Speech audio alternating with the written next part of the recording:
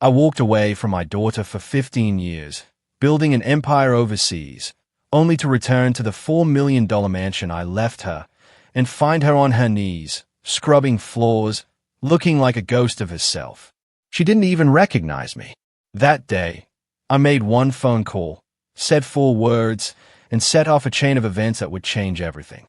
The first thing I saw wasn't the mansion I'd built with my own hands, or the sunlight pouring across the polished marble. No, it was a woman, hunched, on her knees, mopping the floor like her very bones had given up on holding her upright. And before I go any further, let me say my name clearly, so there's no mistaking who this story is about. I am Odora Hayes, and that mansion, it was mine, before I gifted it to my daughter, Kira, 15 years ago. But the woman struggling on the floor, she didn't look like anyone I had ever given a gift to. Her arms shook with each swipe of the mop. Her shirt clung to her back, damp with sweat, and her hair was tied in a loose, tired knot, like nobody in that house cared if she looked human or not. The gray bucket beside her was filled with water, the color of old, stagnant grief. I stepped inside fully, letting the heavy door ease shut behind me. The chime of the security system finished its cheerful little song. One of those details rich people notice, but abusers ignore. No one looked up. Not Derek, sprawled across my white sectional with the casual arrogance of a man who'd never paid $1 in his life. Not his mother, Patrice, reclining like she owned the very air in the room. Not even the woman on the floor. Not at first. "Move that bucket," Patrice drawled, flicking her wrist like she was swatting a fly. "You're dripping too close to my shoes." The woman jolted, grabbing the bucket and sliding it an inch. Just an inch, as if she knew even that small movement could cost her dearly. And that was the moment she finally looked at me. Her eyes. God, those eyes. They were empty. Not just tired, not stressed, but utterly vacant. Like someone had reached inside her and scraped away everything that made her a person. I felt my breath catch in my throat because those eyes belonged to my daughter, to Kira. She didn't speak. She didn't gasp. She didn't run to me or smile or break down. She just squinted, like she was trying to remember me from somewhere impossibly far away. Like I was a name she used to know but had misplaced, a face she hadn't earned permission to recognize. My own child did not know me. And the worst part, Derek and Patrice didn't care enough to even turn their heads. Derek snapped his fingers, sharp and commanding. Kira flinched so hard the mop clattered. "If you're still with me, if this moment hits any place in you that remembers what it feels like to see your child diminished, drop a small heart in the comments. So I know I'm not standing in this memory alone." I forced myself forward, the small click of my suitcase wheels against the tile a surprisingly loud sound. Only then did Patrice glance my way. "Can we help you?" she asked, without an ounce of interest, as if I were a delivery driver who'd overstayed. Kira's gaze followed mine, her breathing shallow, shoulders trembling. I watched her mouth open just a little, as if a name might come, but she closed it again. Too scared, too conditioned, too broken. 15 years of hard work in the UK, and this was what I returned to. Not luxury, not pride, not the life I hoped my daughter was living, but a stranger, mopping a floor she already owned. And the people sitting above her, they thought I would walk in quietly. They thought I would leave quietly. They thought the woman on her knees belonged to them. My fingers tightened around my phone, not shaking, not hesitant, just cold with purpose. I stepped toward the tall window where the signal was strongest, turned just enough so they could all hear me, and dialed the only number I needed in that moment. When the line clicked open, I didn't breathe before speaking. I didn't need to. My voice sliced clean through the room. "Open the contingency file." Kira blinked at me the way people blink when they wake up in someone else's house. Her eyes moved across my face slowly, searching for a name to attach to the features in front of her. I watched her pupils drag from my forehead down to my mouth, then back to my eyes, like she was flipping through a dusty drawer in her mind that she hadn't opened in years. For a second, something flickered there, recognition trying to climb up through exhaustion. But it fell back down before it could reach the surface. I ended the call and slipped my phone into my bag, keeping my gaze on her. The last words I said into that line still sat in the air between us, like a quiet threat no one understood but me. I set my suitcase against the wall and walked toward her, slow and careful, like approaching a wounded animal that might bolt or break if startled. The mop was still in her hands, strands dripping dirty water onto the tile around her knees. I stopped just in front of her and lowered myself down, my old joints protesting, but I didn't let that show on my face. "Kira," I said softly. Her name felt strange in my mouth, like something I'd been repeating to myself in hotel rooms and airports and office corridors overseas, then suddenly heard out loud in the wrong place. Her whole body flinched, not from surprise at my voice, but with a sharp, instinctive jerk, the way a child reacts when they learn certain sounds are followed by pain. Her grip tightened on the mop handle. Her head dipped, chin to chest. She did not look me in the eye. From behind us, Patrice let out a light, mocking chuckle. "She gets tired," she said, her words floating forward like air freshener over a trash can. "She likes keeping busy. Don't mind her." That laugh put a splinter under my fingernails. I kept my focus on Kira. Up close, the details hit me harder. The skin around her mouth was cracked and dry, the corners pulled tight from clenching her jaw. Fine lines had settled across her forehead, the kind that come from frowning in the dark with no one there to see it. A strand of hair had slipped loose from her tie and stuck to the side of her neck, damp with sweat. I reached up slowly, offering my hand, not touching her, just placing it in the air between us. "Look at me, baby," I whispered. The word baby slipped out before I could stop it. 15 years is a long time to be gone, but it is not long enough to ret-rain a mother's tongue. Her shoulders twitched. Her eyes lifted just enough to brush past my face, like she'd been taught that direct eye contact was a kind of rebellion. Up close, I saw it. The faint, yellowed shadow at the edge of her jaw. The dark smudge along her forearm where the sleeve of her shirt had ridden up. I let my gaze travel down, careful, not rushing. Near her wrist, right where the fabric ended, a bruise bloomed under her brown skin, half-hidden, oval and ugly. There were older marks, too, faded at the edges, but still there, laid like a memory someone tried and failed to erase. My heart did a slow, controlled crack. Not the kind that sends a woman wailing, the kind that sharpens every thought. "That's enough cleaning for now," Derek said from the sofa, his tone flat. "You're making the floor too wet." He spoke about her like she was a tool he owned, like she had no ears of her own. Kira didn't answer.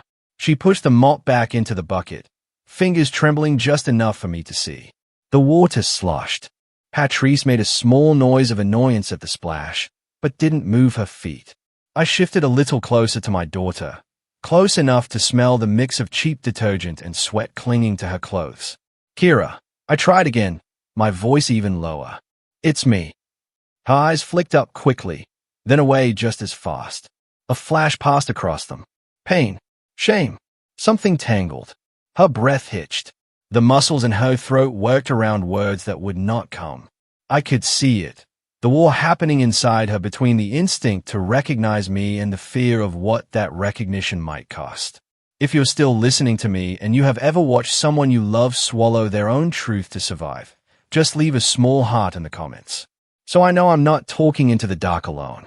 "Don't distract her," Patrice said, stretching her legs out a little, toes nearly touching the wet patch on the floor. "She gets behind when people stand over her like that." The way she said people carried the kind of coal that didn't need volume. Derek clicked his tongue once, impatience leaking through. "You heard my mother," he said. "Finish up and take the bucket back where it belongs." Her mother. The words lodged in my chest like a stone. I didn't argue that point. Not yet. Instead, I watched Kira's hand move. She pulled her sleeve down over the bruise in a quick, practiced motion, as if she had done it 1,000 times in mirrors and hallways and doorways where someone might notice. My gaze met hers for a heartbeat. This time she held it, just barely. No welcome there. Only fear and something close to apology. Her lips parted. When she spoke, her voice was scraped raw and thin, like it had been used to say sorry more than anything else. "Please," she whispered, the word breaking on her tongue. Don't get me in trouble. I stood up from beside Kira and turned fully toward the couch, toward the two people who had made themselves comfortable in a life they did not build. Derek lounged there like a man on a throne, one hand resting on the back of the sofa, the other still holding the remote.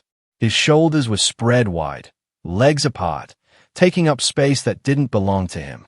Patrice sat with her ankles crossed, robe tied loose at the waist, chin slightly lifted, as if the air in that room answered to her. They looked like they were posing for a picture that would never be developed, frozen in a confidence that came from never being told no in a language they respected. I had seen them like this before, just not this close. In the early years, when Kira still sent the occasional photo overseas, they were always somewhere in the background, at the edge of birthday parties, at the end of a sofa, near a grill in someone's backyard. Patrice with that same tilt to her head, Derek with that same lazy sprawl. I used to pinch and zoom on my phone screen, studying them from hotel beds in London, from rented apartments in Manchester, telling myself I would get to know them properly when the work slowed down. Now here I was, standing in front of the full picture, and they were behaving as if I was a stranger wandering through a showroom. Neither of them moved when I stepped closer. They did not stand to greet me, did not say my name, did not show even the thin politeness people give a guest they didn't invite. Derek finally clicked the TV off, not because I had arrived, but because he wanted silence without commercials. "You done staring?" he asked, his eyes sliding to me like I was another bill in his mail stack. His voice carried a bored edge, like this moment was an interruption in a day he believed he controlled. Patrice shifted slightly, tightening her robe, adjusting the belt with small, precise fingers. Her rings caught the light, stones glinting. I recognized the pattern on one of her bracelets. It matched a set Kira and I had looked at once in a catalog years back, something my daughter had called too fancy for herself and laughed off. Seeing it on Patrice's wrist settled something heavy in my stomach. I let my gaze move between them, then past them, taking in the room. The cushions bore the slight sag of long use. A pair of slippers I didn't recognize sat neatly under the coffee table. A folded blanket was draped over the back of a chair in the corner. These were the marks of people who lived here, not visitors. Meanwhile, my daughter's presence was marked only by the bucket by the door and the wet streaks on the floor. She stood off to the side now, head bowed, mop held close to her body like a shield that didn't work. When I looked at her again, I saw more than tiredness. Her shoulders sloped forward in a way they never used to, as if gravity had been instructed to press harder on her alone. Her arms hung close to her sides, elbows tucked in, taking up as little space as possible. The skin around her eyes carried the dull gray tint of someone who had been sleeping in snatches instead of full nights. None of that happened overnight. It took time and neglect to carve a person down to that. "Is there something you need?" Patrice asked me finally, her tone smooth but hard underneath. "We don't do walk-ins. You can speak to Derek if you're here about the house." She spoke about the house like it was a separate entity they managed, not a gift I had placed directly into my daughter's hands. My lips pressed together for a second. I felt the weight of every year I had spent signing foreign contracts, while assuming my only child was safe inside walls I paid for. "I know my way around this property," I said, my voice low. I signed the papers. Derek let out a short breath. That wasn't quite a laugh. 15 years ago, he answered. "Things change. People grow up. People move on." He nodded in Kira's direction without looking at her.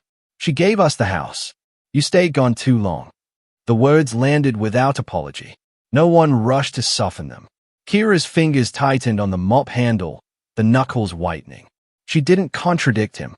She didn't lift her head. Her silence sat between us, heavy and trained.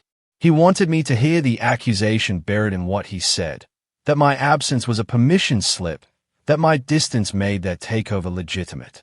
I let the first wave of guilt roll through me and break without showing on my face. I had my own reckoning to do with the years I had chosen work over front porch visits and Sunday dinners. But I refused to let him turn my mistakes into his justification.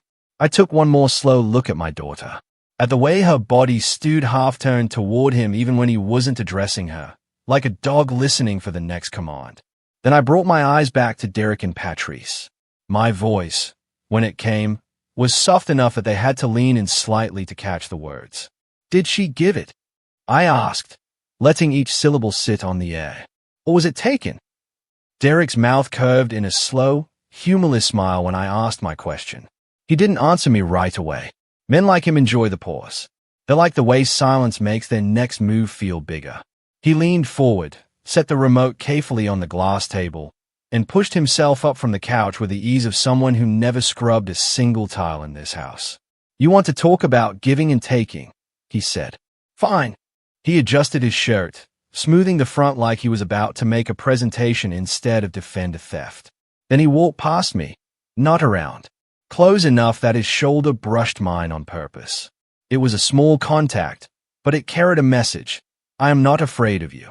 He crossed the room to the built-in cabinet along the far wall, the one where I used to keep family photo albums and the good table linen. Now, when he opened the door, there were no albums, just a stack of folders and a metal lockbox sitting where memories used to live. He crouched, pulled the box out, and set it on top of the cabinet. The sound of the metal hitting the wood echoed a little in the room. Kira stiffened at the noise, her fingers tightening on the mop handle again. Patrice watched with idle curiosity, like she'd seen this show before. Derek pulled a key from his pocket and unlocked the box. The click of the tumblers falling into place sounded louder than it should have. He lifted the lid and rifled through papers, fingers practiced, until he found what he wanted. When he turned back to me, he was holding a manila folder, edges worn from being handled too often. You don't have to take my word for it, he said, his tone carrying a smug softness. We like to do things properly around here. He walked back slow and controlled, and dropped the folder on the glass table between us. The flap opened just enough for a stack of documents to peek out, crisp white against the brown. Go ahead, he added, gesturing with a little flick of his hand. You like signing things. You'll appreciate the paperwork. I didn't reach for it immediately. I watched him instead. Watched the way he stood just a little too straight, shoulders pulled back, chin up. This was a performance for him, a moment he had rehearsed in his mind, the day he could hold his supposed proof in front of the woman who funded the life he now claimed. Finally, I stepped forward and opened the folder. The top page was a copy of the deed. My eyes went first to the heading, then to the address I knew by heart, then down toward the line where the signatures lived. Derek shifted just a fraction, like he wanted to hover over my shoulder, but thought better of it. I let my gaze settle on Kira's name. The letters were familiar, but the way they sat on the line was all wrong. Her handwriting used to flow smooth and steady, loops open, strokes even. The signature on that page shook. The first letter started strong, then dipped, the tail of it dragging lower than it should. The next letters bunched together like they were holding onto each other, trying not to fall off the edge of the document. There was a tremor in the ink itself, tiny stops and starts where the pen had hesitated. That was not the handwriting of a woman sitting comfortably at a kitchen table, making a decision with a clear head. That was the mark of someone whose hand had been guided by fear. Behind me, Patrice shifted again, the rustle of her robe filling the quiet. You see, she said lightly, everything is in order. If you're listening to this and you've ever seen a piece of paper tell a truth someone's mouth refused to speak, just leave a little heart in the comments. So, I know you understand what I saw on that page. I didn't respond to Patrice. I kept studying the signature, letting silence do the work. The notary stamp sat near the bottom, neat and official, the kind of seal that makes people stop asking questions. I took in the date. It was a day I remembered for something else entirely. An email from Kira that never came, a call she missed and then never returned. Back then, I had told myself she was busy, that marriage and business and life were pulling her in different directions. Now, standing in that room, I realized what else had been happening while I was smoothing over my disappointment with excuses. You handed her everything, Derek said suddenly, breaking into my thoughts. His voice had settled into that comfortable arrogance again, and she handed it to me. That's how this works. You pass the torch. She chooses who carries it. That's family. I lifted my head slowly and looked at him. On the surface, I kept my face calm. Features arranged in the same polite interest I wore in boardrooms when men tried to talk over me with half the information. But inside, something narrowed. My eyes sharpened, focusing not just on him, but on the pattern behind his words. The way he positioned himself as the natural next step. The way he turned my absence into his permission slip. Kira stood in my peripheral vision, pressed to the side of the room like part of the wall. Her shoulders had crept up toward her ears, her body folding inward. She didn't move, didn't speak, didn't reach for the documents with her own name on them. My phone buzzed in my bag, the sound cutting clean through the heavy air. I didn't look away from Derek as I reached down and slid it out, glancing at the screen. One short message from my lawyer sat there, clear and simple. I'm 10 minutes away. Don't leave. I closed the folder and let it rest on the table like something that might stain my hands if I touched it any longer. My phone, still warm from the message, sat in my palm. 10 minutes. That was all I needed to buy. 10 minutes of truth before other people started writing reports about my child's life. I slipped the phone into my bag and turned back toward Kira. She hadn't moved from her spot near the wall. Her eyes were on the floor, on the damp trail left by the mop, as if staring at it hard enough might make her disappear into it.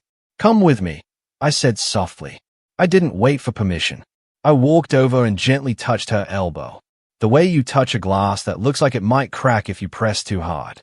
Her skin was warm under my fingers, too warm for someone who had been working in a cooled house.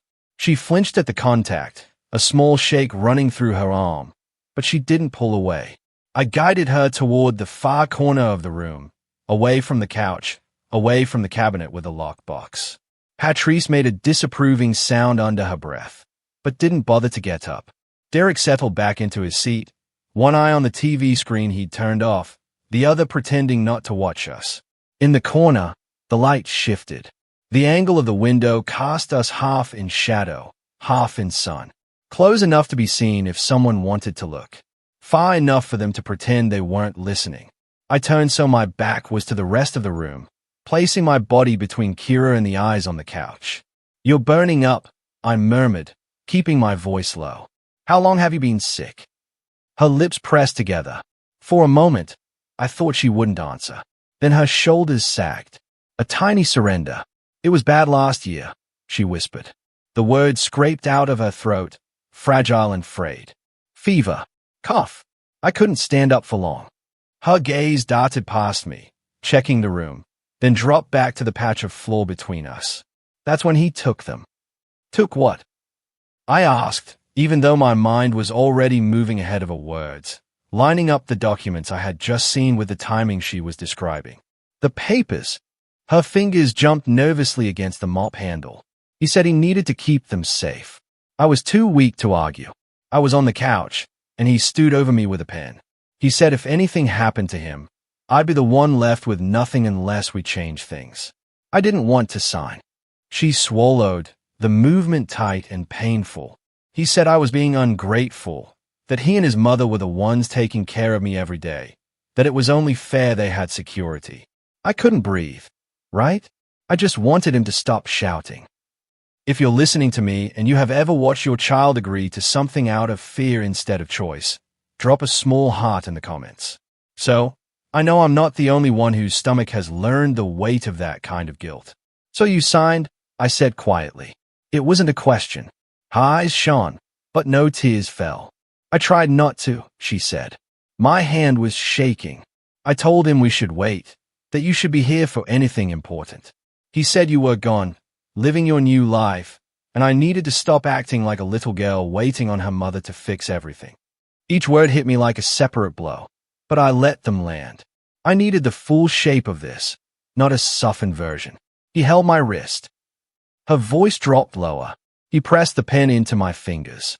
He said, if I loved him, I would prove it. The air in the corner thickened. My heart broke all over again, but the cracks were different now. Cleaner, sharper. What else, Kira? I asked. Tell me the rest. After that, she continued, he put the papers in that box. He told me if I ever tried to go behind his back about the house, he'd have me out on the street by morning. He said my name wasn't on anything that mattered anymore. She gave a humorless, tiny laugh that died as soon as it left her mouth. He knows I don't have anywhere to go. I sold. She cut herself off abruptly, biting down on the rest of the sentence, as if something inside warned her not to open that door yet. He told me if I pushed him, I'd lose everything. The house, my place, even. Her eyes flicked again toward the rest of the room, then back to me. He said, a wife who doesn't obey doesn't deserve a home. My fingers curled into my palms. I unclenched them slowly. And the floors. I asked, my voice steady. Why are you this tired? A flush of shame crept up her neck. He doesn't like seeing streaks, she said. If he wakes up and the floors aren't shining, he doesn't talk to me for days. Or he slams doors, walks heavy on purpose. Sometimes he throws things in the sink for me to clean. It's easier if I just keep them spotless. I barely sleep. I just keep moving. Her voice by then was barely a breath. Hollowed out, the edges worn down by repetition. The three truths hung between us. He took the documents when she was too sick to fight. He threatened to throw her out.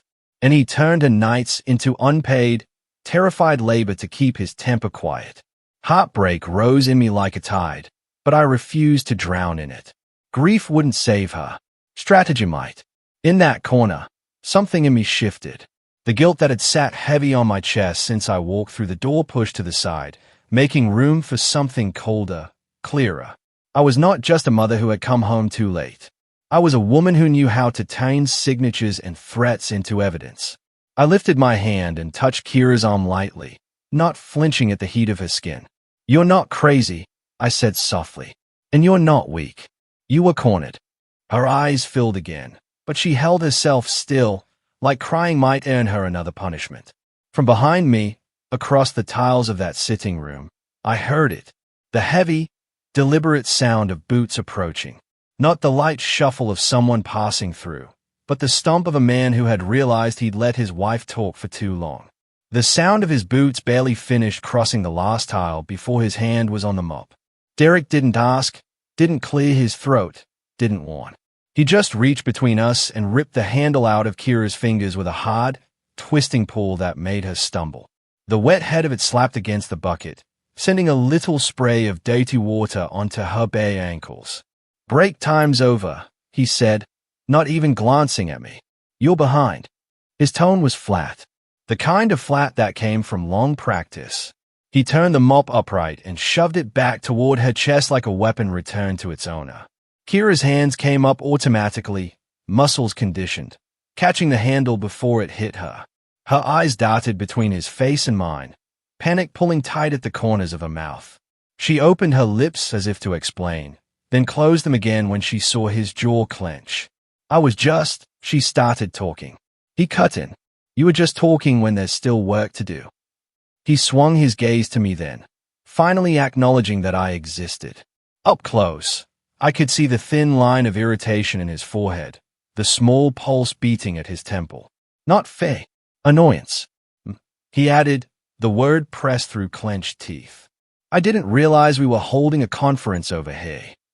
Patrice let out a small laugh from the couch, the kind that doesn't reach the eyes. She tucked her feet up under her, as if she were getting comfortable for a show.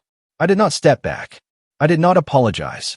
I shifted my body just enough to put myself between him and Kira, my hand resting lightly at my side, not touching her, but close enough that she would feel I had not moved away. She's been on her knees since before I walked in, I said quietly. She can sit for a moment. You don't run this house, Derek replied. The easy charm he probably used on neighbors and church members slipped off his face like a mask thrown on the table. What sat beneath was something harder, smaller. You dropped your keys and your money here years ago and went chasing your dreams overseas. That doesn't give you the right to stroll back in and disrupt how things are done. His voice rose slightly on the last words, but not enough to be called shouting. This was how he liked to do his damage, just under the line of what other people might call abuse if they heard it out of context. I saw Kira's shoulders fold in more, watched her eyes hit the floor again. The mop handle trembled against her fingers. Derek, Patrice said mildly, don't get worked up. She's just adjusting.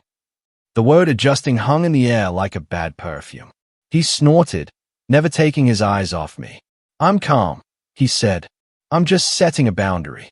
He took a half-step closer. The scent of his cologne hit me, heavy and sharp, trying to cover up the sour note of sweat that floated around all the hard surfaces in the room. "This is my house," he said slowly, as if explaining something to a stubborn child. "My roof, my decisions. You're a guest here, Odora. Don't confuse that." My name in his mouth felt like an insult. Behind me, I could feel Kira shrinking back, as if she might fold herself small enough to slide into the corner behind the curtains. I met his stare and held it. Years of sitting across from men in suits who thought my accent and my gender meant they could talk me into a cheaper deal had given me practice. This was a different battlefield, but the opponent was familiar. I let my face stay smooth. No raised brows, no tight lips. Only my eyes changed, narrowing the way they did when I redefined print on a contract. "You're right about one thing," I said. "I did leave. I went where I had to go to build what needed building. I stayed too long. That's on me." I let those words settle because they were true, and truth has its own weight. Then I leaned in just enough that he had to decide whether to lean back or stand there and let my presence sit in his face. He chose the latter, jaw tightening another notch. "But you are wrong about this roof," I added, my voice dropping low, so only the three of us in that corner could fully hear it. "You are living inside a decision that was never yours to claim." His nostrils flared. "You gave her everything," he repeated, like a man reciting his favorite scripture. "She handed it to me. That makes it mine. End of story." He liked that line. He had probably used it in this room before. I studied him for a long breath, taking in the slight sheen of sweat at his hairline, the vein jumping near his neck, the way his hand flexed once around nothing, wanting to grip something. I thought of the signature on that deed, the dates, the tremor in the ink, the fever Kira had described, the way her hand had been held down. My heartbeat, which had been a wild drum when I first walked into this mansion, settled into something steady, almost frighteningly calm. "No," I said finally. "Not end of story." The air tightened between us. Patrice shifted again on the couch, her robe rustling. Somewhere deeper in the house, a pipe knocked faintly as water moved through it. Outside, a car rolled past, tires crunching softly over gravel. I saw the moment a flicker of uncertainty tried to creep up the back of Derek's neck. He pushed it down fast. "You need to leave," he said, his tone dropping an octave. "Today, I'm not going to have you come in here, turning my wife against me, stirring up old things. This is my house. I won't say it again." I let the words hang there, not rushing to reply. Then I straightened my shoulders, lifted my chin, and looked him dead in the eyes. "Not for long," I told him. The words came out level, no shout, no tremor, just a quiet statement from a woman who had already set things in motion. A beat later, from the direction of the front door, a firm, heavy knock echoed through the house. The knock sounded again, harder this time, carrying through the walls and into the silent space Derek had tried to own. He turned his head toward the door, a frown cutting across his face. Patrice shifted on the couch, irritation tightening her mouth. Kira barely moved, but I felt her breath catch behind me. "Who's that?" Patrice muttered. "We're not expecting anyone." Derek hesitated just long enough to show he didn't like surprises, then squared his shoulders and walked toward the foyer. I stayed where I was for a heartbeat, listening. The front door opened with a soft creak. I heard a man's voice, steady and clipped. "Afternoon. Decal County Sheriff's Office. We're looking for Derek Wells and Patrice Wells." He didn't shout. He didn't sound angry. That made it more dangerous. Calm men with badges rarely come without purpose. I moved closer to the archway leading into the foyer, stopping just before stepping fully into view. From there, I could see enough. Two deputies stood on the front step, uniforms sharp, boots clean, hats low against the sun outside. One held a stack of sealed envelopes in his left hand, the white edges pressing against his fingers. The other had a small notepad tucked into his chest pocket, pen clipped neatly beside it. Their presence changed the air in the house. It felt heavier and cleaner at the same time. Derek braced a hand on the edge of the door, blocking half the opening with his body. "That's me," he said. "This is my mother. What's this about?" He tipped his head toward Patrice, who had risen from the couch and now hovered a few steps behind him, her robe tied tighter. She put a hand on his arm, trying to make it look casual. "We haven't done anything," she added quickly. "There must be a mistake." The nearest deputy didn't take a step back. He just glanced at her, then back at Derek. "We'll explain," he said, "but we need to come in. This concerns your residence." The word residence seemed to prick Derek's pride. His jaw flexed. "You can explain it right here," he answered. "My wife doesn't like strangers coming into her home." I stepped forward, then into the frame of the archway. "Let them in," I said calmly. "It is my home they're standing in, and I'd like to hear what they came to say." The deputy's gaze flicked to me, assessing. He took in the suitcase by the wall, the mop, the bucket, Kira's small frame pressed near the corner, Patrice's tight face and robe. He didn't let his surprise show, but I could tell he was collecting details, stacking them silently. If you're listening to me now and you've ever watched authority walk into a room where people thought they would never be challenged, just put a little heart down below. So, I know you understand that strange mix of fear and relief. Derek shot me a look over his shoulder, hot and sharp, but he moved aside anyway. Pride bends differently when uniforms are involved. The deputies stepped inside. The taller one closed the door gently behind him, then turned so he could face all of us at once. "Mr. Wells, Mrs. Wells," he began, nodding first at Derek, then at Patrice. "We're here to serve you with an order issued this afternoon by the county court." Patrice's hand tightened on Derek's arm. "I told you we haven't done anything," she said, her voice rising. "We pay our taxes. We mind our business." The deputy replied. "You'll have a chance to respond. Right now, our job is to present this and make you aware of what it means." He unfolded the top envelope, careful not to tear the paper, and pulled out a document. He didn't hand it over yet. He read first. "This order places a temporary freeze on all property-related actions regarding this residence." He recited, eyes moving steadily across the page. "It also initiates an investigation into suspected coercion, intimidation, and possible forced servitude occurring within these walls." The words dropped into the room one by one, heavy as stones in a still pond. Kira's head snapped up. I saw her eyes widen, confusion and terror fighting for space.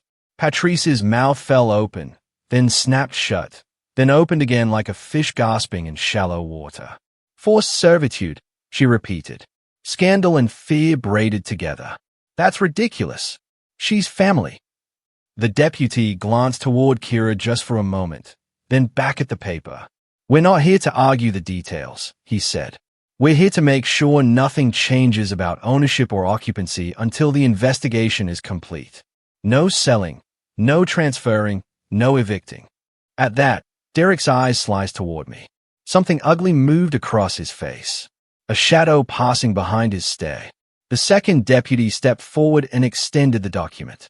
"You're both named on the order," he said. "We're required to read the key parts to you and confirm you received it." Derek snatched the paper, scanning it too fast to take in much. His nostrils flared. Patrice leaned over his arm, trying to read along, her fingers digging into his bicep. "Who started this?" she demanded. "Who told you anything was wrong here?" Neither deputy answered her. They didn't need to. The silence said enough. I stayed by the archway, hands folded loosely in front of me, heart steady. This was only the first crack, but it was a deep one. The foundation they had been standing on for years had just been marked, measured, and tagged for inspection. Derek finally lifted his head from the paper and turned fully toward me. The calm he'd worn like a jacket earlier had slipped off. His eyes were hot now, narrow and dark. His lips pressed into a hard line. He stared at me like he could climb out of his situation by sheer anger. "You think this changes anything?" he snarled. He spat the words at me like they were supposed to burn. Before I could answer, the sound of another car door shutting floated in from outside. A moment later, the doorbell rang just once, crisp and short. The deputies exchanged a quick look. One of them turned toward the foyer. "Expecting someone else?" He asked me. Yes, I said. My attorney. I didn't take my eyes off Derek when I answered. He laughed under his breath, a low, mocking sound. You really think some paper is going to undo what's already done, he said. You're late, Odora. We live here. That's the reality. Patrice straightened her robe again, like it was armor, lifting her chin. And we've taken care of Kira all these years, she added, her voice sliding into something that tried to sound wounded. This is an attack on our family. The deputy at the door opened it. My lawyer stepped in with a kind of calm you only get from decades of walking into rooms where people don't want to see you. Gray at his temples now, briefcase in hand, his suit a soft navy that didn't shout, but commanded attention all the same. He took in the scene. Deputies. Derek's rigid stance, Patrice's tightened jaw, Kira in the corner, Min near the archway, and gave a small nod in my direction. Miss Hayes, he said, forgive the delay. The judge wanted to see every page before he signed. He moved past Derek without brushing against him, headed straight for the coffee table. The manila folder Derek had waved earlier still sat there, edges skewed. My lawyer set his briefcase down beside it, clicked it open, and pulled out a thicker, older file. The cardboard edges were worn, the tab marked with my last name in ink that had faded slightly with time. Seeing it again after all those years felt like watching a version of myself from long ago walk into the room. What is this supposed to be? Derek asked, trying to sound unimpressed. Another stack of accusations. My lawyer didn't rise to the bait.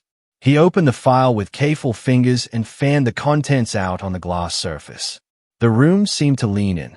On top lay the original deed, the one I had signed before I ever boarded a plane out of Georgia, back when Kira's laughter still filled these rooms. Behind it, another document, and another, each bearing my signature, his signature, dates that marched in order. This, my lawyer said evenly, is the record of how this house was acquired. And this, he tapped the second page, is the agreement you and I put in place before you relocated, Miss Hayes. He slanted a glance my way, then returned his eyes to the deputies. At our instruction, we included specific protections. One of the deputies stepped closer, resting his hands lightly on his belt as he looked down at the table. The other took out his notepad, pen hovering, listening. Patrice edged nearer, peering at the papers like they might suddenly rearrange themselves into something more favorable if she stared hard enough. I don't see how that matters now, she said. The house isn't Derek's name. We have his paperwork. My lawyer reached for the deed Derek had pulled from his own folder earlier and laid it beside ours.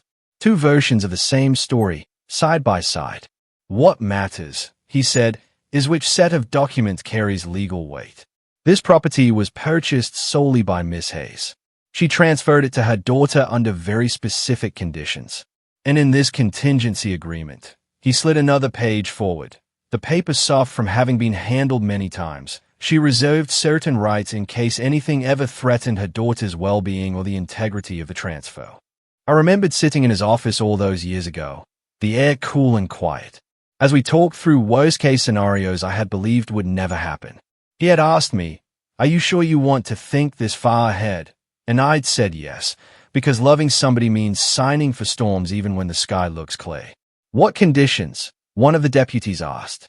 My lawyer pointed to a paragraph midway down the page. The lines dense, the words precise.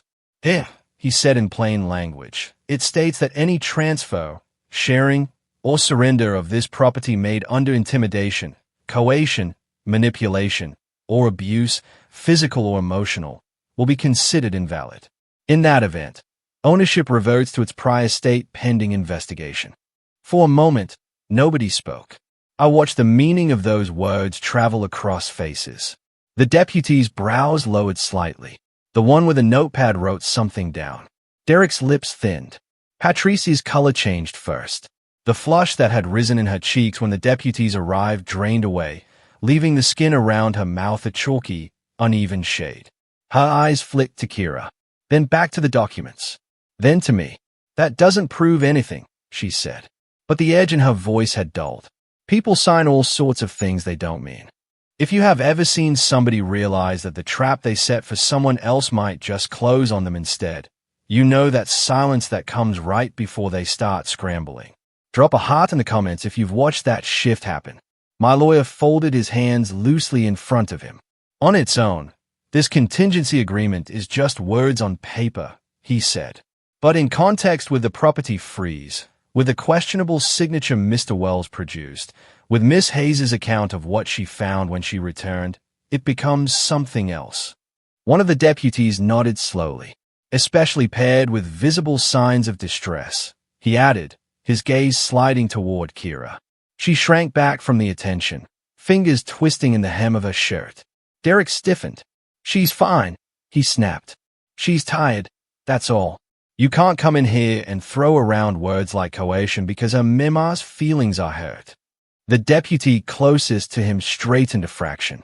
Sir, he said, his tone cooling, right now, we're not making conclusions. We're noting concerns. And between what we've seen, what's written here, and the conditions outlined in this agreement. He glanced back at my lawyer, who gave a single small nod. The lawyer's voice stayed measured, but there was steel under it now. Deputies, he said, we have reason to suspect abuse occurred here. For a moment after my lawyer spoke, the room held its breath. The words suspect abuse don't just sit on top of the air. They sink down into it and change the way everybody moves. One of the deputies cleared his throat softly, then turned his full attention to Kira. He didn't crowd her. He took a slow step in her direction, hands still resting on his belt. Voice lowered. He said, "Can I speak with you for a second?" Kira froze, her fingers clenched at the hem of her shirt, twisting the fabric. Her eyes flicked to Derek, then to Patrice, then to me, like she was trying to decide which pair of eyes held the least danger. She's tired. Patrice cut in a little too quickly. She doesn't need all this stress. We've told you there's been a misunderstanding.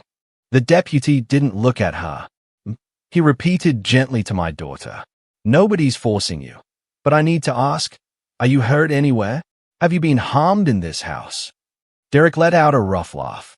Oh, come on, he said. This is ridiculous. She's clumsy. That's all. She bumps into things. Then her mama flies in from overseas, and suddenly everyone's calling it abuse. You are being used. The second deputy shifted his weight just enough to remind Derek he wasn't running this conversation. We're just asking questions, he said. She can answer for herself. Kira's throat bubbed. I could see her chest rising faster, breath shortening, like her body was trying to pull in enough air for two different answers at once. I took a small step closer, stopping short of touching her. You can tell the truth, I whispered. Eyes on her, not on him. This isn't like before. My voice wasn't loud, but it reached her. Her gaze slid from my face to the deputies. We would like your permission, he continued, calm and patient, to document any injuries you might have. That just means looking and taking a few photos with your consent. No one can make you say anything you don't want to say. But if something has happened, this is your chance to tell it. The whole house seemed to lean toward her. Then even the light through the windows felt like it was waiting. If you're hearing me and you've ever watched somebody you love stand at that edge between silence and confession, just put a small heart in the comments. So, I know you understand how loud a quiet room can feel. Kira's lips trembled for a heartbeat. She looked like she might deny everything, tuck it all away, pretend the bruises on her body was something she'd invented. Then she let out a sound somewhere between a sigh and a sob, and nodded once. Okay, she whispered. The deputy glanced at me. Is there a bedroom or somewhere more private? He asked. Kira shook her head quickly, panic flashing. No, she said, her voice cracking. He is fine. Please. He. That told me everything I needed to know about what privacy in this house had turned into. The deputy respected her choice. He took one step back to give her space. Whenever you're ready, he said. With hands that shook, Kira reached for her sleeve. She hesitated once, eyes closing for a second like she had to separate herself from what she was about to reveal. Then she pushed the fabric up, and underneath, her arm told the story her mouth had tried so hard to swallow. Dark blotches bloomed along the forearm and up toward the elbow, some yellowing at the edges, some a harsher purple. Faint, Straight lines overlapped in places like the imprint of fingers that had gripped too hard. Near her wrist, a round bruise sat like an accusation, the skin slightly swollen. The deputy's jaw tightened. He didn't gasp or swear. His face did something quieter. His eyes hardened. His mouth pressed into a line. The kind of shift you see when a person decides they've crossed from suspicion into certainty. "How did you get these?" he asked. His tone stayed soft, but now there was steel under it. Kira swallowed again. Her gaze slid almost against her will toward Derek. His stare bored into her, hot and warning. She flinched and looked away. Her voice failed. She tried again. "He says it's discipline." The room went even quieter than before. "Who is he?" the deputy asked, though he already knew. A tear slipped down one side of her nose, cutting a clean path through the fine dust of fatigue on her skin. "My husband," she said, barely audible. "He says I'm his wife. I must obey." The words looked like they hurt on the way out. Derek scoffed, but it came out strained. "I never said that," he snapped. "You twist everything. She bruises easy. She's always been sensitive. You people are blowing this way out of," the second deputy cut in. "We've heard from you. Now we're hearing from her." My lawyer stood very still, watching, his eyes moving from bruises to faces to documents and back again, mentally stitching the pieces together. Patrice had gone pale, one hand pressed against her mouth, the glamour of her robe and jewelry sitting wrong on her all of a sudden. The first deputy glanced at his partner. They shared a look, short, professional, full of things they didn't say out loud yet. Then a third voice spoke up from near the foyer. I hadn't even heard the additional footsteps, but another officer had come in while all eyes were on Kira. "We'll need to see where she sleeps," he said. For a second, Kira didn't move. The words, "see where she sleeps," seemed to hang over her like a weight, pressing her into the floor. Her fingers loosened on the edge of her shirt, then tightened again. I watched her eyes dart toward the hallway, then toward Derek. The way someone trapped between two doors checks which one is locked. Derek's face hardened. "There's no need for that," he snapped. "She sleeps in our room, like any wife. You're crossing a line." The new officer, the one who'd asked about her sleeping space, tilted his head slightly. "Then it shouldn't be a problem to show us," he replied. "It'll only take a minute." Patrice stepped forward, her robe sleeves swinging. "You people are unbelievable," she said, trying to sound offended instead of scared. "First you accuse us of abuse. Now you want to inspect our bedroom. This is harassment." The first deputy ignored her and kept his gaze on Kira. He said gently, "You don't have to lie for anybody. Show us where you really sleep." Those words, "really sleep," seemed to unlock something. Kira's shoulders sagged. She nodded once, almost imperceptibly. "Okay," she whispered. Her voice was so faint I barely heard it. She set the mop carefully against the wall, as if afraid knocking it over might change someone's mind. Then she turned and started down the hallway, her bare feet whispering against the tile. The officers followed, their boots heavier, echoing. I walked behind them, close enough to see her, far enough not to crowd. Derek trailed at the rear, muttering under his breath. Patrice hovered near him, fingers clutching at his arm. We passed the doorway to the guest room, the one I had decorated myself with soft curtains and a framed print Kira picked as a teenager. Its door was wide open. The bed inside was neatly made, untouched. No indent in the pillow, no extra shoes on the floor. "Not there," Kira said quietly, almost to herself. She kept going. At the end of the hall, she turned left toward the part of the house that had always been meant for storage. The laundry room, the small utility closet, the space under the staircase where we used to keep Christmas decorations. My chest tightened. She stopped in front of a narrow door with a plain knob, the kind of door most people would walk past without seeing. Her hand hovered over it for a moment. I saw her swallow, then force herself to turn the knob. The door opened inward with a slow, complaining creak. Even before the light from the hallway spilled in, I smelled it, a stale, enclosed scent. Faint mildew, threaded with the sour tang of old sweat and cleaning chemicals. The officers stepped closer. Inside, The space was barely wide enough for a grown person to stand upright and stretch their arms without touching both walls. There was no window, no lamp, no soft rug. Just a thin, flattened mattress on the floor, its edges frayed. One corner stained darker than the rest. A single blanket lay crumpled near the foot of it, balled up like it had been kicked off in some restless, cramped sleep. Next to the mattress sat a plastic bucket, clean but unmistakable in its purpose. A small shelf had been rigged up from a piece of scrap wood and two bent brackets. On it sat a bottle of cheap lotion, a folded t-shirt, and a toothbrush in a cracked cup. No pictures, no books, no sign that this was anything but a place to put a body when you were done using its hands. One of the deputies clicked his tongue quietly, a sound of disbelief more than judgment. The other's face went blank. The way lawmen's faces go blank when they are filing something under evidence. "You sleep here?" the officer near the door asked, though he already knew the answer. Kira stood just outside the threshold, arms wrapped around herself like she was trying to take up even less space than the closet allowed. She nodded. He's not under arrest at this moment, but he doesn't need to be in the middle of this next part. One deputy stepped to Derek's left, another to his right, not touching him, but close enough that the line was clear. "This is my house," Derek said again, but there was less power in it now. They guided him toward the door, firm and professional. When it closed behind them, the sound didn't just cut off his voice. It sealed him on the wrong side of his own front step. They brought us outside like they were opening the house up to new air. The front yard had that late afternoon hush, the skies softening from blue toward gold, but my body didn't feel any of it. A patrol car idled at the curb, lights off for now, engine humming low. Derek stood near it with two deputies, arms folded, pacing in a tight line, talking fast. I made myself look away from him. He wasn't my assignment anymore. A folding clipboard appeared in the supervising officer's hand as he guided me toward the hood of another car parked in the driveway. "Miss Hayes," he said, "I'm going to take your full statement now. Written and verbal.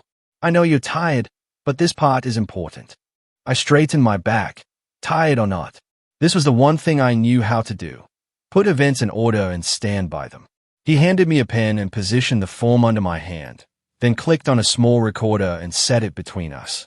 "Start from when you arrived at the residence today," he said. "Stick to what you saw and heard." So, I did. I told him I stepped into the house and saw my daughter on her knees mopping a floor she already owned while her husband and mother-in-law sat on my furniture giving orders. I told him no one acknowledged me at first. How he snapped his fingers to make her move faster. How her hand shook on the mop handle. I described the way she flinched when I said her name. The bruises at the edge of her sleeve. The heat in her skin when I touched her arm.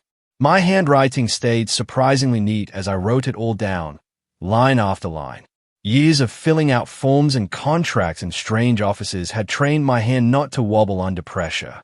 He listened without interrupting, just nodding occasionally, asking me to repeat a word here or there, so it would be clear on the recording. "You mentioned photographs earlier inside," he said. When I paused, "You said you took some when you first arrived." I reached into my bag. Before they really looked at me, I answered. I pulled out my phone like I was checking messages. I took two pictures of her, one from the doorway, one when she moved closer to the couch. I wanted proof of how she looked before anybody could say I was exaggerating.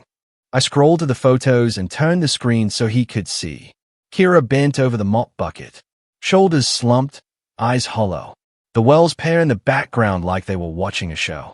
The officer's jaw clenched just a fraction. "Can you email these to the address on this card?" he asked, slipping a small contact card from his pocket. "We'll back them up to the case file." "I'll do it now," I said. My fingers moved over the screen, forwarding the images while he noted the time and file names. If you're listening to me and you've ever reached a point where you stopped begging and started documenting, just drop a small heart in the comments. So, I know I'm not the only mother who learned to turn her pain into evidence. When I finished writing, he took the clipboard, glanced over my statement, then had me sign and date the bottom. "This lines up with what my deputies observed," he said quietly. "We're also going to get an official medical assessment for your daughter. Her condition is concerning." The word "concerning condition" were too small for what I'd seen in her eyes. But I understood he had to talk like a report, not a mother. What happens now? I asked. I kept my voice even. I wasn't asking for comfort. I needed a sequence. Right now, we'll lock this down, he replied. No one changes paperwork. No one moves money. No one moves her out of that house without us knowing. We're drafting an affidavit for an arrest warrant and additional search authority. My officers inside are finishing the scene notes. He glanced toward the front door where another deputy was moving in and out, carrying clipboards, talking briefly into his radio. Financial Crimes Unit is already pulling what they can on the property and related accounts, he added. They work fast when something smells off. I thought of Kira's voice in the corner of that sitting room, the way it had thinned out around words like threat and street. And if I loved him, I would prove it. Something hard and cold settled deeper inside me. I wasn't running on rage anymore. This was a different fuel. She's not going back in that closet tonight, I said. It wasn't a plea. It was a line I needed on record. He met my eyes. Not if I have anything to say about it, he answered. His radio crackled. Then a short burst of static followed by a voice I didn't recognize. He lifted it to his ear, listening. Copy, he said. Send him out. A younger deputy stepped out of the house a moment later, moving with that focused urgency that meant he'd heard something worth carrying himself. He walked straight up to us, nodding at his supervisor before turning to me. He said, catching his breath just a little. Financial Crimes found something you'll want to hear. The younger deputy's words sat between us like they'd been wrapped in ice. His eyes flicked to me, then to the supervisor, then briefly toward the patrol car, where Derek still paced in the half-shadow of the flashing bar, hands cuffed in front now, not behind. Not arrested, but not free. The supervisor nodded once. Let's step back inside, he said. I want everyone who needs to hear this to hear it. My legs felt older than they had that morning, but I walked with them anyway, back through the doorway, past the entry rug I'd picked out from a catalog years ago, into the same sitting room where I first saw my daughter on her knees. Kira sat on the edge of the couch now, arms wrapped around her middle, as if she were holding herself together from the outside in. Patrice stood near the far wall, one hand braced on a side table, mascara smudged under her eyes. My lawyer remained by the coffee table, documents still spread out in neat rows. The supervisor motioned the younger deputy forward. Tell them, he said. The deputy took out a small notebook, though it looked more like a prop for his memory than something he needed. We pulled records back 5 years, he began, starting with assets tied to Ms. Hayes and any subsequent transfers. The salon on Peachtree. My heart squeezed when I heard the name. I pictured the soft yellow walls, the chairs I'd saved months to buy, the mirror where I watched Kira learn to braid hair like it was prayer. That property was sold 4 years ago, he continued. The bill of sale shows your daughter, Miss Hayes. He nodded toward me, as the legal seller. Large lump sum. Signatures check out as hers. I nodded once. This part somehow didn't surprise me anymore. I had felt something missing in her voice even in those short, scatter calls back then. Where did it go? I asked. The money. He glanced down at his notes. That's where it gets interesting, he said. The funds were deposited into a joint account opened by Kira and Patrice Wells. Every head in the room turned toward Patrice. Her lips parted. I was helping her manage things, she cut in quickly. Sometimes I get to lie down on the couch, she said, her eyes fixed on the mattress. If I finish everything. Finish what? The second deputy asked. The floors, the ironing, the kitchen, whatever they want. Her voice thinned, flattening under the list. If I'm too slow, he says, I don't deserve a comfortable bed. He says, this is enough for someone who doesn't pull her weight. Derek snorted. It's storage, he said. She crashed there a few nights when she was sick. You're making it sound like a prison. The officer by the door took a slow breath, then reached for the radio clipped to his shoulder. He turned slightly aside, but not so far that we couldn't hear. Dispatch, this is Unit 12 on scene, he said, requesting supervisor at this address. Possible domestic servitude situation. We've got injuries documented and sleeping arrangements that are not consistent with a spouse. Static crackled for a moment. Then a calm voice answered, "Copy, Unit 12. Supervisor en route. Hold position and secure scene." He lowered his hand from the radio, jaw tight. He met my eyes briefly. In that look, I saw what he wasn't allowed to promise out loud yet. Things were shifting. Lines were being drawn. Behind me, I heard Patrice's breath hitch. "This is all being twisted," she blurted out, words tumbling over each other. "She likes it down there." The supervisor arrived without fanfare, but the shift in the house was immediate. He was older than the other deputies, with lines around his eyes that said he'd heard every version and we didn't do anything more times than he could count. No raised voice, no swagger, just a quiet authority that settled over the room like a new kind of weather. He listened while Unit 12 gave a quick rundown near the archway. The bruises, the closet, the contingency file, the order from the court. His eyes moved from one face to another. Me, Kira, Derek, Patrice, taking his time, as if he was laying us out on a table in his mind. Then he said 6 words that changed everything. "We're going to separate you all." Those words landed hardest on Derek and Patrice. She stiffened, her hand flying to her chest. "Separate," she repeated. "This is our home. We have nothing to hide." Derek scoffed, but his jaw had gone tight again. "This is overkill," he muttered. "You're turning a marital disagreement into a crime scene." The supervisor didn't argue. He just gave quick instructions. One deputy led Kira gently toward the dining area, away from the hole and the closet door that was still open like a wound. Another motioned for me to sit near the far end of the sofa. Derek was asked to stay by the front door. Patrice hovered between rooms until the supervisor himself gestured toward a chair in the corner and said, "Right there, please." He started with Kira. From where I sat, I could only see her profile. The way her hands kept brushing over each other in her lap, fingers restless. His voice stayed low. I caught pieces. "Did anyone ever threaten you? When did you sign? Who was there? What happened before you wrote your name?" Her answers came in fits and starts, but they came. He said if I didn't, I'd be on the street. He took the papers when I couldn't stand for long. He stood over me. He raised his voice. I just wanted him to stop.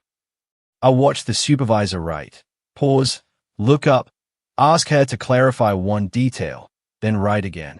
He didn't rush. He didn't soothe. He treated her words like evidence, not gossip. If you've ever sat in a room while somebody finally told the truth about what was happening behind closed doors and you felt both proud and sick at the same time, just leave a small heart in the comments. So, I know you understand that double feeling. Then it was Patrice's turn. A deputy moved closer to her chair. While the supervisor stepped over, her tone came out sharp, almost shrill now. "She's always been dramatic." Patrice insisted. "She cries over everything. If she had a bruise, it was from bumping into the table or dropping something. She gets emotional." She stretched that last word like it meant unreliable. The supervisor didn't react. "Did you ever see your son put his hands on her?" he asked. There was a pause. "Not in a way that wasn't normal," she said. "Sometimes a man has to remind his wife of her duties. That's marriage." The pen in his hand stopped moving for half a beat, then continued. "After that, he came to me. Up close, I could see the dark stubble on his jaw, the faint coffee stain on his sleeve. Real man, long day. 'Miss Hayes,' he said, 'I need your statement. Start from when you walked in today. Only what you personally saw and heard.' So, I did. I told him about the first thing I saw being my daughter on her knees. The way nobody looked up when I opened the door. The snapping fingers. The mop. The signature that shook across the page. I told him about the heat in her skin. The things she whispered in the corner about papers taken when she was too sick to fight, about nights she stayed awake to keep the floors shining for a man who liked power more than rest. I did not add extra. I did not soften. I gave him what belonged to my eyes and ears, and left out what came from my imagination. When I finished, he nodded once and closed his notebook. Then he walked to Derek. Up until then, Derek had been pacing by the door, arms folded tight across his chest, eyes darting from one cluster of conversation to another. The supervisor stopped a few feet away from him, leaving a pocket of space. "Mr. Wells," he said, "your turn. I want to hear your side." Derek huffed. "My side is simple," he said. "My wife has been under stress. She overreacts. She doesn't always remember things right. She grew up with her mother doing everything for her. And now she thinks being treated like an adult is abuse. She's unstable sometimes. Dramatic. You can't build a case off hurt feelings in a messy closet." He gestured vaguely toward the hallway. She wanted to sleep near her cleaning supplies. Said it made her feel productive. Nobody forced her. The supervisor's face stayed neutral, but his eyes sharpened. "She says you held her wrist while she signed over access to the house," he said. "She says you threatened to throw her out. She has recent injuries and no proper bedroom. You're telling me all of that is just stress?" Derek lifted his chin. "People say things in the heat of the moment," he replied. "If she didn't want to sign, she wouldn't have. She's not a child." She agreed. "You're letting an emotional woman and a guilty mother paint me into a corner." The word guilty hit, but I let it slide past. Guilt was my business to handle, not his to weaponize. The supervisor let a beat of silence stretch between them. When he spoke again, his voice had lost any trace of softness. "All right," he said. "If that's your position, then you won't mind us reviewing your financial records, joint accounts, business accounts, transfers connected to this property, and any assets that came from Ms. Hayes originally." Derek's posture changed then. It was small, a tightening around his eyes, a slight shift of weight from one foot to the other. But I saw the panic flicker up behind his gaze before he buried it.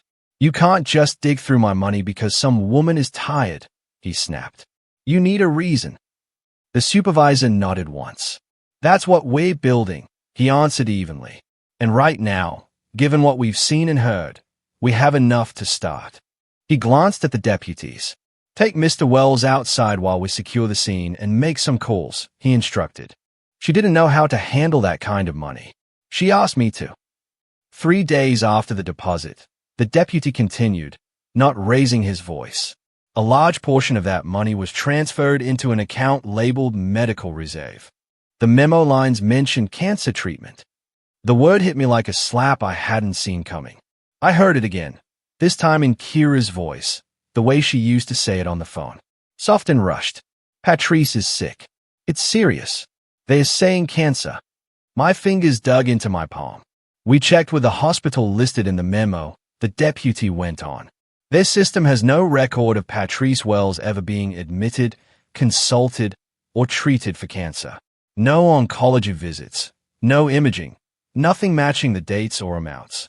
The room tilted just a little. The deputy's words kept going. "We also cross-checked outpatient clinics and local specialists. Same result. There's no medical paper trail to match where that money was supposed to go." For a moment, nobody spoke. The lie sat there, exposed, ugly and raw. Patrice's face went slack, then tightened again. "Not every illness goes through insurance." She snapped. "We paid cash. Private doctor.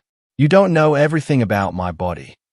Even now, she tried to pull privacy like a curtain over her dishonesty.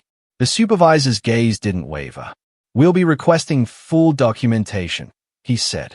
"Invoices, prescriptions, anything to support that claim. Right now, all we see is a large business sale, a transfer, and no matching medical records." My lawyer stepped in then, his voice gentle but edged. "Kira," he said quietly, turning toward my daughter. "When you sold that salon, did you do it because you believed Patrice was sick?" Her whole body flinched at hearing her name. She looked like someone had just opened a door she'd been pressing her back against for years. "She said she was dying," Kira whispered. Her hands gripped her knees, fingers digging into thin fabric. "She said the insurance wouldn't cover everything. She didn't want to be a burden on Derek." She cried. She said, "God wouldn't forgive me if I let her go to the grave knowing I had money and wouldn't help." The words started spilling faster now, like a dam had cracked. "I didn't tell you, Mama," she sobbed. "I was so ashamed. I knew you gave me that shop to stand on my own. I didn't want you to think I was weak or ungrateful. She told me not to call you. She said you were busy with your new life. And this was my chance to prove I could make sacrifices like you used to." Her shoulders shook. So I signed it away. The chairs, the mirrors, the regulars who used to ask about you. All of it. I sold you a gift to save her. Her voice broke on that last word. My chest ached in a way no plane ride, no boardroom, no empty hotel room had ever managed to reach. Betrayal wrapped around grief, but not at her. Never at her. Patrice's eyes darted wildly now, like she was searching for a version of this story that made her look less monstrous. I was sick, she insisted. I had symptoms. The doctors said it might be cancer. We were preparing. With no follow-up, my lawyer asked quietly. No records. No treatment. She didn't answer. The supervisor drew in a slow breath and let it out. The silence that followed felt different from all the others that day. This one carried decision. He turned toward the doorway where Derek had been brought back inside just in time to hear his mother's lie laid bare. Rage sat on his face, but for the first time, some of it looked like it wasn't aimed at us. Between the physical evidence, the witness statements, the fraudulent use of medical claims to obtain funds, and the coercive control over this property, the supervisor said, voice level, we're past suspicion. He nodded once to his deputies. Place him under arrest. They moved fast once the words left his mouth. One deputy stepped in behind Derek, another to his side. The sound of handcuffs coming off a belt is small, but that day it sounded like the closing of a chapter. Metal met skin, then clicked shut around his wrists. He jerked once, instinctive, but there was nowhere for him to go. You can't be serious, he barked. For what? For taking care of what your daughter abandoned. The supervisor didn't flinch. You're being placed under arrest on suspicion of domestic battery, fraud, and financial exploitation, he said evenly. You'll have a chance to speak with an attorney. For now, you need to stop talking and start walking. They read him his rights as they turned him toward the front door. I watched his shoulders, the same shoulders that had lounged across my couch like the world belonged to him, now pulled tight with tension. As he passed Kira, he twisted his head, eyes burning into her. You did this, he hissed. You and your guilty mama. She recoiled like the words were a hand raised against her. I stepped between them before the echo of it could settle. No, I said quietly. You did this when you forgot she was a person and not your property. Patrice lunged forward then, reaching for Derek's arm as they guided him away.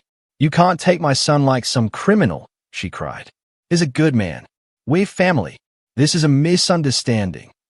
The supervisor turned toward her. His eyes were tired but clear. He said, based on what we found so far, you're also being detained for questioning on fraud and participation in financial exploitation. You'll need to come with us. She froze. For the first time all day, she seemed to understand that the net she helped string around my daughter's life had threads leading back to her own ankles. When the second pair of cuffs closed around her wrists, she didn't fight. She just kept repeating, I was sick. I was sick, to nobody who believed her. They led them both out onto the front lawn. The sun had dropped lower, brushing everything in a soft gold that didn't match the hardness of what was happening. Neighbors had started to gather on the sidewalk, drawn by the patrol cars and the uniforms. Curtains twitched. Phones appeared in hands. A man across the street folded his arms and watched, expression unreadable.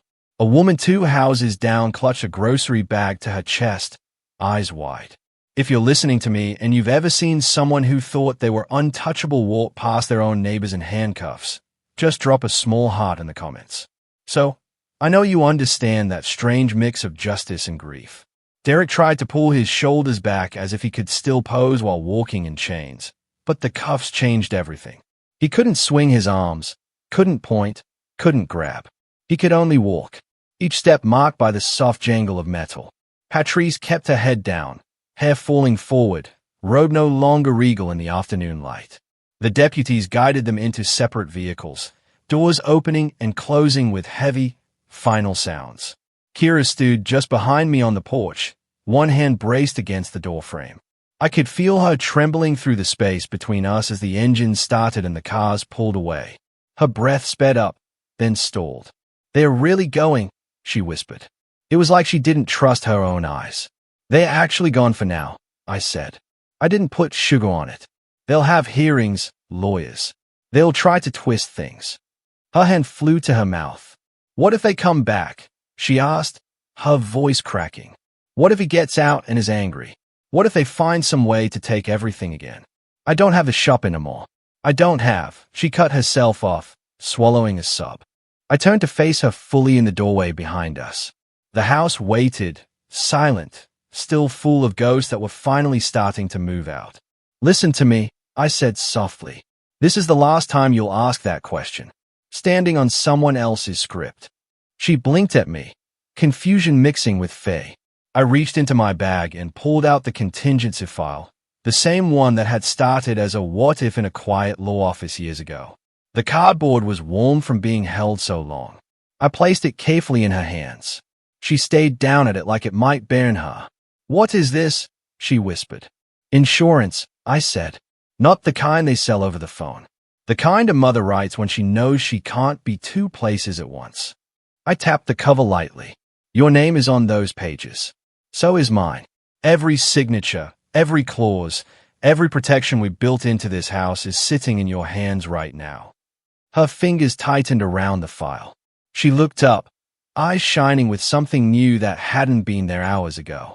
Something like the beginning of belief. But what if it's not enough? She asked. What if they find another way? I stepped closer, close enough to see my own reflection in her pupils, older and more tired than I remembered, but still standing.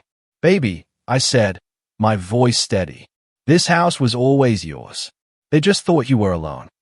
It was almost dark when she finally stood in front of that door. The master bedroom had been at the end of the hallway since the day this house was built. But to Kira, it looked like a country she didn't have a passport for. Her bare feet hovered on the line where the hallway met the bedroom carpet. Like crossing it might wake up ghosts. The deputies were gone. The cars had rolled away. The house was quiet in a way I'd never heard before. No television, no orders, no heavy footsteps meant to make someone flinch. Just the soft hum of the air conditioner and our breathing. Her fingers tightened around the contingency file pressed to her chest. You sure I can go in? She asked. It broke my heart that she needed to ask permission to step into a room with her own name on the deed. I leaned against the opposite wall, not touching her, close enough for her to feel I was there. You don't need my permission, I said. But yes, I'm sure. Open it. She reached for the knob like it might bane her when it turned smoothly under her hand. Something flickered in her eyes. Surprise. Then something like anger that it had always been this easy and still felt so impossible. She pushed the door open. The room smelled faintly of fabric softener and a perfume I didn't recognize, something sharp and floral. The bedspread was different from the one I'd picked years ago. Patrici's taste stamped over mine, but the bones of the room were the same. Big windows, high ceiling, the headboard I paid for in cash. Kira stepped inside like she was walking into a photograph she'd seen of herself but couldn't remember posing for. Her gaze moved across the walls, up to the ceiling fan, down to the nightstands. Then it landed on the far side of the room where a stack of plastic bins and taped boxes sat pushed against the wall, half hidden behind a garment rack. Those weren't there before, she murmured. I pushed off the wall and joined her, my body slow but steady. The officers pulled them out from the attic access, I said. They said your things were crammed up there on top of old Christmas decor. I asked them to set them aside. I watched her absorb that. The fact that someone had decided her life belonged in a cruel space. She walked toward the boxes like she was afraid they might disappear if she moved too fast. One of them had her name scrolled on it in a handwriting that wasn't hers. Another was labeled old stuff, like her memories were clutter. She knelt and peeled back the tape on the nearest one. Inside, her wedding dress lay folded in on itself, the lace wrinkled and dull. On top of it sat a small box. I recognized it before she even opened it. The set of gold combs I'd given her the morning she got married, engraved with her initials. I thought these were lost, she whispered. She lifted one out, running her thumb along the letters. He said, we misplaced them in the move. She set the comb down gently and reached deeper. Out came a stack of journals, their covers worn at the corners. She opened one at random. Her eyes moved quickly over the page, then slowed. Her mouth trembled. This was the last thing I wrote before he took the papers, she said. I was scared, but I still sounded like me. She turned the book toward me. On the page, in neat, looping handwriting that didn't shake, she'd written about plans for the salon, ideas for a community braiding class, a note to call me on Sunday. I felt something twist inside my chest. If you're still with me and you've ever watched someone you love find a younger version of themselves trapped on a page, drop a heart in the comments so I know I'm not the only mother who's seen that kind of grief. Kira pressed the journal to her chest, then set it aside with careful fingers. She moved from box to box, shawls barely worn, a framed photo from her wedding, her smile wide, eyes bright, the edge of my hat visible on the side. Patrice and Derek had kept the frame, but tucked it away up here like the version of her with hope was bad for business. They took everything that reminded me I had a life before them, she said quietly. Not just stuff, thoughts, plans, even my name. He started calling me girl when he was mad. She called me that child when she talked about me to neighbors like I wasn't in the room. She stood slowly, looking around the master bedroom again. I forgot what it felt like to have a door I could close where no one was allowed unless I said so. I walked to the bed and sat on the edge, patting the space beside me. You remember now, I said. This room doesn't belong to his voice or hers. It belongs to the woman whose name is on every honest piece of paper tied to this house. She joined me, her shoulders sagging, the file still clutched in one hand. I took it gently, set it on the nightstand. You won't be sleeping in that closet again, I told her. If you wake up in the middle of the night, reaching for a mop, you'll sit right here until your body understands the war is over. Her throat worked around a sound that didn't quite become a sob. Tears finally spilled over, running down in 2 clean tracks. I don't know how to live without listening for his footsteps, she admitted. I don't know how to relax in a room without wondering what I'll pay for it later. I laid my hand over hers, the same hand that had signed away too much under someone else's threats, and squeezed. You don't have to know tonight, I said. You just have to know you're allowed to find out. She turned her head to look at me. For the first time since I stepped back into Georgia, I saw into the girl who used to dance in the salon after closing, singing off-key while she swept her into piles. Bruised, thinner, but still there. Mom, her voice shook, but the words were clear. I want to live again. Tell me how. I brushed a tear from her cheek with my thumb, then folded her fingers around the edge of the comforter, anchoring her to the bed that was hers. Start tonight, I said softly. You're home. Have you ever had to reclaim something that was stolen from you? Not just an object, but a piece of yourself. Tell me what you think. I really want to know.